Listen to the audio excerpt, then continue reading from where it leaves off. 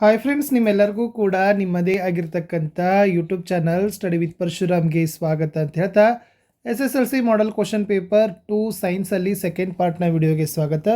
First ಪಾರ್ಟಲ್ಲಿ second model question ಪೇಪರ್ದು ಫಿಸಿಕ್ಸನ್ನು ಕವರ್ ಮಾಡಿದ್ದೆ. ಸೊ ಇವಾಗ ಕೆಮಿಸ್ಟ್ರಿ ಮತ್ತು ಬಯೋನ ಕವರ್ ಮಾಡ್ತೀನಿ. ವಿಡಿಯೋನ ಲೈಕ್, ಶೇರ್ ಮತ್ತು ಸಬ್ಸ್ಕ್ರೈಬ್ ಮಾಡೋದನ್ನು ಮಾತ್ರ ಮರೆಯದಿರಿ ಅಂತ ಹೇಳ್ತಾ ಈ ವಿಡಿಯೋವನ್ನು ಶುರು ಮಾಡುವ.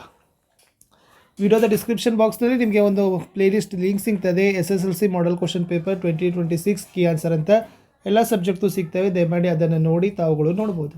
S, first multiple choice question. ಪೆಂಟೆನಾಲ್ನಲ್ಲಿರುವ ಕ್ರಿಯಾ ಗುಂಪು ಯಾವುದು ಅಂತ ಕೇಳಿದರು. ಆಪ್ಷನ್ ಬಿ .CHO ಅಂತಕ್ಕಂಥದ್ದು ಸರಿಯಾದ ಉತ್ತರ ಬರಬೇಕು. 14ನೇ ಪ್ರಶ್ನೆ. ಸೂರ್ಯನ ಬೆಳಕಿಗೆ ತೆರೆದಿಟ್ಟ ಬೆಳ್ಳಿಯ ಕ್ಲೋರೈಡ್ ಬೂದು ಬಣ್ಣಕ್ಕೆ ತಿರುಗ್ತದೆ, ಏಕೆಂದರೆ ಬೆಳ್ಳಿಯ ಕ್ಲೋರೈಡ್ ಏನಾಗ್ತದೆ ಅಂತ ಕೇಳಿದರು. ಆಪ್ಷನ್ ಎ ವಿಭಜನೆಗೊಂಡು ಬೆಳ್ಳಿ ಉಂಟಾಗ್ತದೆ ಅಂತ ಬರೆದ್ರೆ ಸಾಕು. 15ನೇ ಪ್ರಶ್ನೆ. ಕಬ್ಬಿಣವನ್ನು ಕಠಿಣ ಮತ್ತು ಬಲಯುತವಾಗಿಸಲು ಏನು ಮಾಡಬೇಕು ಅಂತ ಕೇಳಿದರು. ಆಪ್ಷನ್ ಎ ಶುದ್ಧ ಕಬ್ಬಿಣಕ್ಕೆ ಕಾರ್ಬನನ್ನು ಸೇರಿಸೋದು. 1 ಮಾರ್ಕರ್ ಕ್ವಶನ್. ಪ್ರಶ್ನೆ 16. ಹೈಡ್ರೋಕ್ಲೋರಿಕ್ ಆಮ್ಲವನ್ನು ಪ್ರಬಲ ಆಮ್ಲ ಅಂತಾರೆ ಏಕೆ ಅಂತ ಕೇಳಿದ್ದಾರೆ. ಎಸ್, ಇದು ನೀರಿನಲ್ಲಿ ಸಂಪೂರ್ಣವಾಗಿ ವಿಯೋಜನೆಗೊಳ್ಳುತ್ತದೆ ಮತ್ತು H+ ಅಯಾನುಗಳನ್ನು ಉಂಟು ಮಾಡೋದು. 17ನೇ ಪ್ರಶ್ನೆ. ಲೋಹೋದ್ಧರಣದಲ್ಲಿ ಹುರಿಯುವಿಕೆ ಅಂದರೆ ಏನು? ಸಲ್ಫೈಡ್ ಅದರನ್ನು ಆಕ್ಸೈಡನ್ನಾಗಿ ಪರಿವರ್ತಿಸಲು ಅಧಿಕ ಪ್ರಮಾಣದ ಗಾಳಿಯಲ್ಲಿ ಹೆಚ್ಚಿನ ಉಷ್ಣತೆಯನ್ನು ಕಾಸೋದನ್ನೇ ಹುರಿಯುವಿಕೆ ಅಂತಾನೆ ಕರೆಯೋದು. ಪ್ರಶ್ನೆ 18.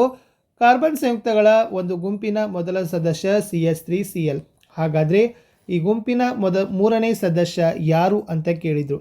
ಸೊ ಅದನ್ನು ಕ್ಲೋರೋಪ್ರೋಫೈನ್ ಅಂತಾರೆ. ಸೂತ್ರ ಬಂದುಬಿಟ್ಟು C3H7Cl ಅನ್ನೋದು ಬರಿಬೇಕಿತ್ತು.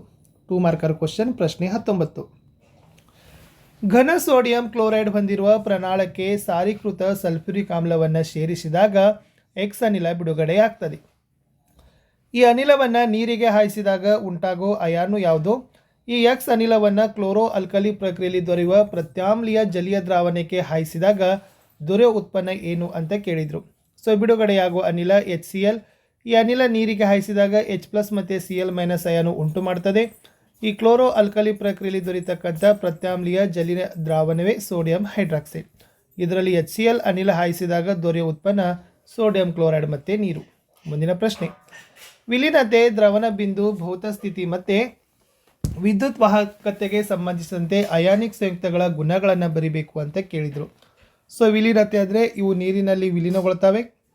ದ್ರವಣ ಬಿಂದು ಅಂದರೆ ಹೆಚ್ಚು, ಭೌತ ಸ್ಥಿತಿ ಅಂದರೆ ಘನಸ್ಥಿತಿಯಲ್ಲಿ ಕಠಿಣ, ವಿದ್ಯುತ್ ವಾಹಕತೆ ಅಂದರೆ ಇದು ವಿದ್ಯುತ್ನ ಉತ್ತಮ ವಾಹಕ ಅಂತ ಬರೆದ್ರೆ ಸಾಕು.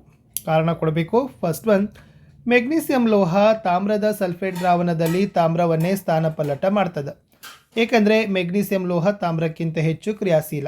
ಸೆಕೆಂಡ್ ಒನ್, ಸೋಡಿಯಂ ಲೋಹವನ್ನು ಸೀಮೆಎಣ್ಣೆಯಲ್ಲಿ ಸಂಗ್ರಹಿಸಿರ್ತಾರೆ ಅಂತ ಕೇಳಿದರು, ಏಕೆಂದರೆ ಸೋಡಿಯಂ ಲೋಹ ನೀರು ಮತ್ತು ಗಾಳಿಯೊಂದಿಗೆ ಕ್ಷಿಪ್ರವಾಗಿ ವರ್ತನೆಯನ್ನು ಮಾಡೋದು. 21ನೇ ಪ್ರಶ್ನೆ. ಸಾಬೂನು ಕೊಳೆಯನ್ನು ಸ್ವಚ್ಛಗೊಳಿಸಲು ಪ್ರಕ್ರಿಯೆಯನ್ನು ವಿವರಣೆ ಕೊಡಿ ಅಂತ ಕೇಳಿದರು.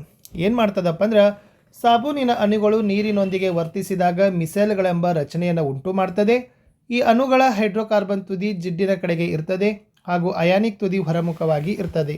ನೀರಿನೊಂದಿಗೆ ತೊಳೆದಾಗ ಈ ಮಿಸೈಲ್ಗಳು ಜಿಡ್ಡನ್ನು ಕಿತ್ತು ಹೊರತೆಗೆಯಲು ಸಹಾಯವನ್ನು ಮಾಡ್ತದೆ. ಮುಂದಿನ ಪ್ರಶ್ನೆ. ಕಾರ್ಬನ್ ಪರಮಾಣುಗಳು C+4 ಕ್ಯಾಟಯಾನ್ ಮತ್ತು C-4 ಅನ್ಅಯಾನ್ಗಳನ್ನು ಉಂಟು ಮಾಡೋದಿಲ್ಲ ಏಕೆ?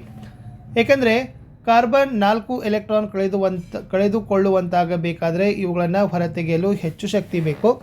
ಆದ್ದರಿಂದ ಕಾರ್ಬನ್ ಪರಮಾಣು C+4 ಕ್ಯಾಟಯಾನನ್ನು ಉಂಟು ಮಾಡೋದಿಲ್ಲ. ಕಾರ್ಬನ್ 4 ಎಲೆಕ್ಟ್ರಾನ್ಗಳನ್ನು ಪಡೆದುಕೊಳ್ಳುವಂತಾದರೆ ಬೀಜ ಕೇಂದ್ರದಲ್ಲಿರುವ 6 ಪ್ರೋಟಾನ್ಗಳಿಗೆ ಹೆಚ್ಚುವರಿ ಇಲೆಕ್ಟ್ರಾನ್ಗಳನ್ನು ಹಿಡಿದಿಟ್ಟುಕೊಳ್ಳೋದು ಕಷ್ಟ. ಆದ್ದರಿಂದ ಕಾರ್ಬನ್ ಪರಮಾಣು C-4 ಅನ್ಅಯಾನ್ಗಳನ್ನು ಉಂಟು ಮಾಡೋದೇನೇ ಇಲ್ಲ. 3 ಮಾರ್ಕರ್ ಕ್ವಶನ್. ಸಮೀಕರಣಗಳನ್ನು ಸರಿದೂಗಿಸಬೇಕು. First answer is 3mg plus N2 it gives to Mg3N2, 2NaOH plus H2SO4 it gives to Na2SO4 plus 2H2O. Next third one 2AlOH thrice it gives to Al2O3 plus 3H2O ಅಂತ ಬರೆದ್ರೆ ಸಾಕು. ಹೇಳಿಕೆಗಳಿಗೆ ರಾಸಾಯನಿಕ ಸಮೀಕರಣಗಳನ್ನು ಬರೀಬೇಕು. First one, ತಾಮ್ರ ಸಾರೀಕೃತ nitric ಆಮ್ಲದೊಂದಿಗೆ ವರ್ತಿಸಿದಾಗ ಅಂತ ಕೇಳಿದರು. ಇದನ್ನು Cu+4HNO3 it gives to CuNO3 twice plus 2NO2 plus 2H2O. Second, potassium bromide ದ್ರಾವಣಕ್ಕೆ ಬೆಳ್ಳಿಯ ನೈಟ್ರೇಟ್ ದ್ರಾವಣವನ್ನು ಸೇರಿಸಿದಾಗ KBr plus AgNO3 it gives to KNO3 plus AgBr. Third one, ಸತ್ವಿನ ಆಕ್ಸೈಡನ್ನು ಕೋಕ್ನೊಂದಿಗೆ ಅಪಕರ್ಷಣೆಗೆ ಒಳಪಡಿಸಿದಾಗ ZnO plus C it gives to Zn plus CO ಅಂತ ಬರೆದ್ರೆ ಸಾಕು. ಆಮ್ಲ ಮಳೆ ಅಂದರೆ ಏನು ಕೇಳಿದರು. ಮಳೆ ನೀರಿನ pH ಮೌಲ್ಯ 5.6ಕ್ಕಿಂತ ಕಡಿಮೆ ಆದರೆ ಅದನ್ನೇ ಆಮ್ಲ ಮಳೆ ಅಂತ ಕರೆಯೋದು. ಬಿ, ಆಮ್ಲ ಲೋಹದ ಕಾರ್ಬೋನೇಟ್ನೊಂದಿಗೆ ವರ್ತಿಸಿದಾಗ ಬಿಡುಗಡೆಯಾಗುವ ಅನಿಲ ಕೇಳಿದರು, ಕಾರ್ಬನ್ ಡೈಆಕ್ಸೈಡ್. ಸಿ, ಅಡುಗೆ ಸೋಡಾದ ರಾಸಾಯನಿಕ ಹೆಸರು ಮತ್ತು ಅನುಸೂತ್ರ. ರಾಸಾಯನಿಕ ಹೆಸರು ಸೋಡಿಯಂ ಹೈಡ್ರೋಜನ್ ಕಾರ್ಬೋನೇಟ್, ಸೂತ್ರ ಬಂದ್ಬಿಟ್ಟು NaHCO3. ಇನ್ನು ಲೋಹದ ಹಬೆಯ ಮೇಲೆ ವರ್ತನೆ ತೋರಿಸುವ ಪ್ರಯೋಗದ ಉಪಕರಣಗಳ ಜೋಡಿಕೆ ಚಿತ್ರ ಕೇಳಿದರು. ಇದನ್ನು ಸಿಂಪಲ್ ಆಗಿ ಈ ಥರ ಗುರುತಿಸಿ ಅದರಲ್ಲಿ ನೀರಿನಲ್ಲಿ ಅದ್ದಿದ ಗಾಜಿನ ನೂಲು ಮತ್ತು ನಿರ್ಗಮನಾಳವನ್ನು ಗುರುತಿಸಬೇಕಾಗಿತ್ತು. ಅದನ್ನು ನೀಟಾಗಿ ನೋಡ್ಕೊಡ್ರಿ. ಇನ್ನು 4 ಮಾರ್ಕರ್ದಲ್ಲಿ ಪ್ರಶ್ನೆ ಎ ಇತ್ತು 25ರಲ್ಲಿ. C3H7COOHನಲ್ಲಿ ಅಣುವಿನಲ್ಲಿರುವ ಏಕಬಂಧ ಮತ್ತು ದ್ವಿಬಂಧ ಕೇಳಿದರು. ಏನೂ ಇಲ್ಲ, ಎಷ್ಟೆಷ್ಟು 1 ಡಾಟ್ ಇದಾವಲ್ಲ ಅವೆಲ್ಲ ಏಕಬಂಧ ಇರ್ತವೆ, 12 ಇದ್ದಾವೆ. 2 ಗೆರೆಯಲ್ಲಿ ಇರ್ತವೆ, ಅದು ದ್ವಿಬಂಧ, ಅದು ಒಂದೇ ಆಗಿರ್ತದೆ. ಮುಂದಿನ ಪ್ರಶ್ನೆ, ಸೈಕ್ಲೋಪೆಂಟೇನ್ ಮತ್ತು ಪ್ರೊಪೆನಾಲ್ಗಳ ರಚನಾ ಸೂತ್ರವನ್ನು ಬರೀಬೇಕು. ಆಲ್ರೆಡಿ ಇದನ್ನು ಬರೆದಿದ್ದಾರೆ, ಸ್ವಲ್ಪ ಪಾಸ್ ಮಾಡಿ ನೋಡ್ಕೊಡ್ರಿ.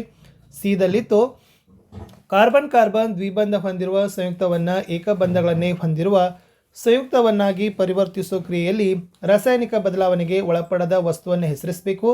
ಈ ಕ್ರಿಯೆಗೆ ಒಂದು ಉದಾಹರಣೆಯನ್ನು ರಾಸಾಯನಿಕ ಸಮೀಕರಣದಲ್ಲಿ ಬರಿಬೇಕು ಅಂತ ಕೇಳಿದರು. ಇದನ್ನು ನಿಕೆಲ್ ಅಥವಾ ಪೆಲ್ಲಾಡಿಯಂ ಅಂತಾರೆ. ಸೊ ಈಥೇನನ್ನಾಗಿ ಪರಿವರ್ತನೆಯನ್ನು ಈ ಥರ ಮಾಡ್ತಾರೆ ಅಂತ ಬರೆದ್ರೆ ಸಾಕು. ಇನ್ನು ಬಯೋಸೈನ್ಸ್ಗೆ ಬರ್ತೀನಿ. ಕೆಳಗಿನ ಚಿತ್ರದಲ್ಲಿ ಎಕ್ಸ್ ರಚನೆಯ ಲಕ್ಷಣ ಮತ್ತು ಕಾರ್ಯವನ್ನು ಬರೀಬೇಕು. ಇಲ್ಲಿ ಎಕ್ಸ್ ಅಂತ ಗುರುತಿಸಿದ್ದಾರೆ. So the right answer is ದಪ್ಪನಾದ ಭಿತ್ತಿ ಹೊಂದಿದೆ ಮತ್ತು ಹೊಸ ರೈಬ್ಜೋಪಸ್ ಆಗಿ ಬೆಳೀತದೆ. ಪ್ರಶ್ನೆ 27ಕ್ಕೆ ಬರ್ತೀನಿ. ಪಿತ್ತರಸಕ್ಕೆ ಸಂಬಂಧಿಸಿದಂತೆ ಯಾವ ಹೇಳಿಕೆ ಸರಿ ಅಂತ ಕೇಳಿದರು. ಸಿ, ಯಕೃತ್ತಿನಿಂದ ಸ್ರವಿಸ್ತದೆ, ಆಹಾರವನ್ನು ಪ್ರತ್ಯಾಮ್ಲಯವನ್ನಾಗಿ ಮಾಡ್ತದೆ. ಮುಂದಿನ ಪ್ರಶ್ನೆ, ಜೀನ್ಗೆ ಸಂಬಂಧಿಸಿದಂತೆ ಸರಿಯಾದ ಹೇಳಿಕೆಗಳು ಯಾವ ಅಂತ ಕೇಳಿದರು. ಸೊ 1 ಮತ್ತು 2 ಮಾತ್ರ ಸರಿ. DNA ಘಟಕ ಮತ್ತು ಪ್ರೋಟೀನ್ ಮಾಹಿತಿಯ ಮೂಲ ಅಂತ ಬರೆದ್ರೆ ಸಾಕು. ಇನ್ನು ಮುಂದಿನ ಪ್ರಶ್ನೆ, DNA ಸ್ವಪ್ರತೀಕರಣ ಅಂದ್ರೇನೆ ಏನು? ಕೋಶ ವಿಭಜನೆಯ ಸಮಯದಲ್ಲಿ DNA ಅಣುವು ಹೊಸ ಪ್ರತಿಯಾಗಿ ತಯಾರಿಸಿಕೊಳ್ಳುವ ಪ್ರಕ್ರಿಯೆ. 30, ಮಾನವನ ದೇಹದಲ್ಲಿ ರಕ್ತದಲ್ಲಿನ ಹಿಮೋಗ್ಲೋಬಿನ್ ಪ್ರಮಾಣಕ್ಕೂ ಬಿಡುಗಡೆಯಾಗುವ ATP ಪ್ರಮಾಣಕ್ಕೂ ಇರುವ ಸಂಬಂಧ. ಈ ರಕ್ತದಲ್ಲಿನ ಹಿಮೋಗ್ಲೋಬಿನ್ ಪ್ರಮಾಣ ಹೆಚ್ಚಾದಂತೆ ಬಿಡುಗಡೆಯಾಗುವ ATP ಪ್ರಮಾಣ ಸಹ ಹೆಚ್ಚಾಗ್ತಾ ಹೋಗ್ತದೆ. ಇನ್ನು ಸಸ್ಯಗಳಲ್ಲಿ ಅಬಿಸಿಕ್ ಆಮ್ಲದ ಕಾರ್ಯ ಕೇಳಿದ್ದಾರೆ. ಸೊ ಸಸ್ಯದ ಬೆಳವಣಿಗೆಯನ್ನು ಕುಂಠಿತ ಮಾಡೋದು ಅಥವಾ ಪ್ರತಿಬಂಧನೆಯನ್ನೇ ಮಾಡೋದು. ಇನ್ನು ನೆಫ್ರಾನ್ ರಚನೆಯಲ್ಲಿ ಚಿತ್ರ ಬರಬೇಕು. ಗ್ಲಾಮರುಲಸ್ ಅನ್ನೋದನ್ನು ಗುರುತಿಸಬೇಕಿತ್ತು. ಈ ತನಗಿರ್ತಕ್ಕಂಥ ಗ್ಲಾಮೆರುಲಸ್ ಅನ್ನೋದನ್ನು ನೀವು ಗುರುತಿಸ್ರಿ. ಇನ್ನು ಪರಾವರ್ತಿತ ಚಾಪದ ಭಾಗಗಳನ್ನು ಹೆಸರಿಸಬೇಕಾಗಿತ್ತು. ಸೊ ಈ ಥರ ಬರ್ತದೆ: ಗ್ರಾಹಕ ಕೋಶ, ಜ್ಞಾನವಾಹಿ ನರಕೋಶ, ಸಂಪರ್ಕ ಕಲ್ಪಿಸುವ ನರಕೋಶ, ಕ್ರಿಯಾವಾಹಿ ನರಕೋಶ, ಕಾರ್ಯನಿರ್ವಾಹಕ. ಇನ್ನು ಮಾನವರಲ್ಲಿ ಲೈಂಗಿಕ ಪರಿಪಕ್ವತೆಗೆ ಕಾರಣವಾಗುವ ಹಾರ್ಮೋನು: ಪುರುಷರಲ್ಲಿ ಟೆಸ್ಟೋಸ್ಟಿರಾನ್, ಸ್ತ್ರೀಯರಲ್ಲಿ ಈಸ್ಟ್ರೋಜನ್.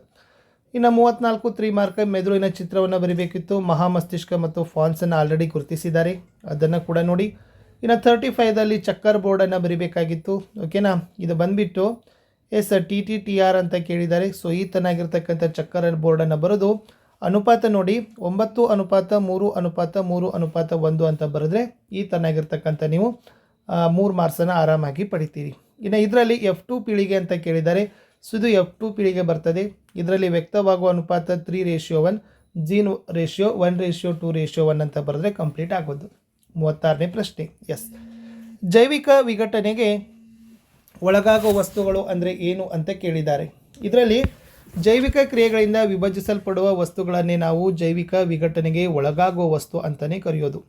ಇನ್ನು ಓಝೋನ್ ಪದರದ ಕುಸಿತಕ್ಕೆ ಕಾರಣವಾದ ಸಂಶ್ಲೇಷಿತ ವಸ್ತು CFC. ವಿಘಟಕ ಜೀವಿಗಳಿಗೆ ಉದಾಹರಣೆ ಬ್ಯಾಕ್ಟೀರಿಯಾ ಮತ್ತು ಶಿಲೀಂಧ್ರ ಬರೆದ್ರೆ ಸಾಕು. 4 ಮಾರ್ಕರಲ್ಲಿ ಕೇಳಿದರು ಮಹಾಪಧಮನಿ ಮತ್ತು ಪುಪ್ಪಸಕ ಅಭಿಧಮನಿಗಳ ಕೆಲಸವನ್ನು ಕೇಳಿದ್ದಾರೆ. ಇಲ್ಲಿ ಮಹಾಪಧಮನಿ ಆಕ್ಸಿಜನ್ ಸಮೃದ್ಧ ರಕ್ತವನ್ನು ಹೃದಯದಿಂದ ದೇಹದ ಎಲ್ಲ ಭಾಗಗಳಿಗೆ ಸಾಗಿಸೋದು. ಪುಪ್ಪಸಕ ಅಭಿಧಮನಿ ಆಕ್ಸಿಜನ್ ಸಮೃದ್ಧ ರಕ್ತವನ್ನು ಶ್ವಾಸಕೋಶದಿಂದ ಹೃದಯಕ್ಕೆ ಸಾಗಿಸ್ತದೆ. ಇನ್ನು ದ್ವಿತೀಯ ಸಂಶ್ಲೇಷಣೆ ಕ್ರಿಯೆಯಲ್ಲಿ ಜರುಗುವ ಘಟನೆಗಳನ್ನು ಬರೀಬೇಕು. ಕ್ಲೋರೋಫಿಲ್ನಿಂದ ಬೆಳಕಿನ ಶಕ್ತಿಯ ಹೀರುವಿಕೆ, ಬೆಳಕಿನ ಶಕ್ತಿ ರಾಸಾಯನಿಕ ಶಕ್ತಿಯಾಗಿ ಪರಿವರ್ತನೆಯಾಗೋದು, ಮತ್ತು ನೀರಿನ ಅಣುಗಳು ಹೈಡ್ರೋಜನ್ ಮತ್ತು ಆಕ್ಸಿಜನ್ ಆಗಿ ವಿಭಜನೆಯಾಗೋದು, ಕಾರ್ಬನ್ ಡೈಆಕ್ಸೈಡ್ ಕಾರ್ಬೋಹೈಡ್ರೇಟ್ ಆಗಿ ಪರಿವರ್ತನೆಯಾಗೋದು ಅಂತ ಬರೆದ್ರೆ ಸಾಕು. ಮುಂದಿನ ಪ್ರಶ್ನೆ, ಕೋಶೀಯ ಉಸಿರಾಟದ ಮೊದಲ ಹಂತದಲ್ಲಿ ಗ್ಲೂಕೋಸ್ ಅಣು ಕೋಶದ್ರವ್ಯದಲ್ಲಿ ಯಾವ ಅಣುವಾಗಿ ವಿಭಜನೆ ಆಗ್ತದೆ? ವಿಭಜನೆಗೊಂಡ ಅಣು ಸ್ನಾಯುಕೋಶಗಳಲ್ಲಿ ಹೇಗೆ ವಿಭಜನೆ ಆಗ್ತದೆ ಅಂತ ಕೇಳಿದರು. ಇಟ್ಸ್ ಅ ವೆರಿ ಸಿಂಪಲ್ ಇದೆ. ಸೊ ಕೋಶದ್ರವ್ಯದಲ್ಲಿ ಗ್ಲೂಕೋಸ್ ಅಣು ಪೈರುವೇಟ್ ಆಗಿ ವಿಭಜನೆ ಆಗೋದು. ಈ ಅಣು ಸ್ನಾಯುಕೋಶಗಳಲ್ಲಿ ಆಕ್ಸಿಜನ್ ಕೊರತೆಯಿಂದ ಲ್ಯಾಕ್ಟಿಕ್ ಆಮ್ಲವಾಗಿ ವಿಭಜನೆಯನ್ನು ಆಗ್ತದೆ. ಇನ್ನು ಝೈಲಮ್ ಮತ್ತು ಫ್ಲೋಯಮ್ನ ವ್ಯತ್ಯಾಸ ಇತ್ತು. It's a very easy. Xylem ನೀರು ಕೊಳವೆ, ಫ್ಲೋಯಮ್ ಆಹಾರ ಕೊಳವೆ. ಝೈಲಮ್ ನೀರಿನ ಸಾಗಾಣಿಕೆ ಬೇರಿನಿಂದ ಮೇಲ್ಮುಖವಾಗಿ ಹೋದರೆ ಫ್ಲೋಯಮ್ ಮೇಲ್ಮುಖ ಮತ್ತು ಕೆಳಮುಖವಾಗಿ ಹೋಗ್ತದೆ. ಝೈಲಮ್ನಲ್ಲಿ ಶಕ್ತಿಯ ಅವಶ್ಯಕತೆ ಇಲ್ಲ, ಫ್ಲೋಯಮ್ನಲ್ಲಿ ಶಕ್ತಿ ಅವಶ್ಯಕತೆ ಇದೆ. ಸೊ ಇಷ್ಟು ನೀವೇನು ಮಾಡ್ಬೋದು, 3-4 ವ್ಯತ್ಯಾಸಗಳನ್ನ ಬರೀಬೇಕು.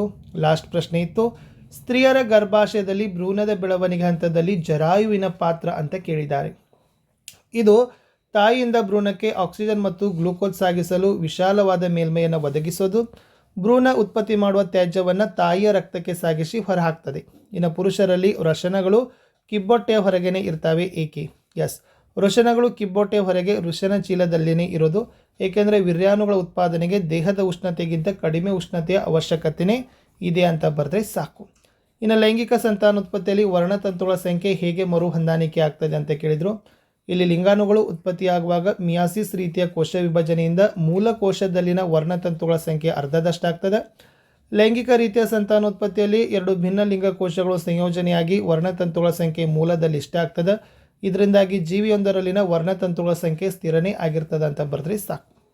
ಇನ್ನು ಹೈಡ್ರಾ ಮತ್ತು ಪ್ಲನೇರಿಯಾಗಳಲ್ಲಿ ಸಂತಾನೋತ್ಪತ್ತಿ ಪ್ರಕ್ರಿಯೆ ಹೇಗೆ ಭಿನ್ನವಾಗಿದೆ ಅಂತ ಕೇಳಿದರು. ಸೊ ಹೈಡ್ರಾದಲ್ಲಿ ಮಗ್ಗುವಿಕೆ ವಿಧಾನ ಇರ್ತದೆ, ಪ್ಲನೇರಿಯಾದಲ್ಲಿ ಪುನರುತ್ಪಾದನೆ ಇರ್ತದೆ. ಸ್ವಲ್ಪ ಅದ್ರ ಬಗ್ಗೆ ವಿವರಣೆಯನ್ನು ಬರೆದ್ರೆ ಸಾಕು. ಇನ್ನು ನಿಷೇಚನ ನಂತರ ಹೂವಿನಲ್ಲಾಗುವ ಬದಲಾವಣೆ ಅಂತ ಕೇಳಿದರು. ಸೊ ಅದು ಒರಟಾದ ಪದರನ್ನು ಬೆಳೆಸಿ ನಿಧಾನವಾಗಿ ಬೀಜವಾಗಿ ಪರಿವರ್ತನೆ ಆಗ್ತದೆ. ಅಂಡಾಶಯ ಹಣ್ಣಾಗಿ ರೂಪವಾಗ್ತದೆ. ಪುಷ್ಪದಳ, ಪುಷ್ಪಪತ್ರ, ಕೇಸರ, ಶಲಾಕನಳಿಕೆ, ಶಲಾಕಾಗ್ರಗಳು ಸುಕ್ಕಾಗಿ ಉದುರಿ ಹೋಗ್ತಾವೆ. ಇನ್ನು ಬೀಜ ಒಂದು ಭವಿಯಾದ ಸಸ್ಯವಾಗಿ ಹೇಗೆ ಬೆಳೀತದೆ ಅಂತ ಕೇಳಿದರು. ಸೊ ಬೀಜ ಭ್ರೂಣವನ್ನು ಹೊಂದಿದ್ದು ಸೂಕ್ತ ಪರಿಸ್ಥಿತಿಯಲ್ಲಿ ಮೊಳಕೆ ಹೊಡಿತದೆ. ಪ್ರಥಮ ಭ್ರೂಣ ಭವಿಷ್ಯದ ಬೇರಾಗಿ ಪ್ರಥಮ ಕಾಂಡವಾಗಿ ಬೆಳವಣಿಗೆ ಆಗ್ತದೆ. ದ್ವಿತೀಯ ಸಂಶ್ಲೇಷಣೆ ಕ್ರಿಯೆ ಪ್ರಾರಂಭವಾಗುವವರೆಗೆ ಬೀಜದಳದಲ್ಲಿ ಸಂಗ್ರಹವಾದ ಆಹಾರ ಬೆಳವಣಿಗೆಯಾಗಿ ಬಳಕೆ ಆಗ್ತದೆ ಅಂತ ಬರೆದ್ರೆ ಸಾಕು. ಇಷ್ಟು ಸೈನ್ಸ್ನ ಮಾಡಲ್ಸ್ 2 ಕ್ವಶನ್ ಪೇಪರಲ್ಲಿ ಕೆಮಿಸ್ಟ್ರಿ ಮತ್ತು ಬಯೋಸೈನ್ಸ್ನ ಕ್ವಶನ್ ಪೇಪರ್ದ ಕೀ ಆನ್ಸರ್ ಇತ್ತು.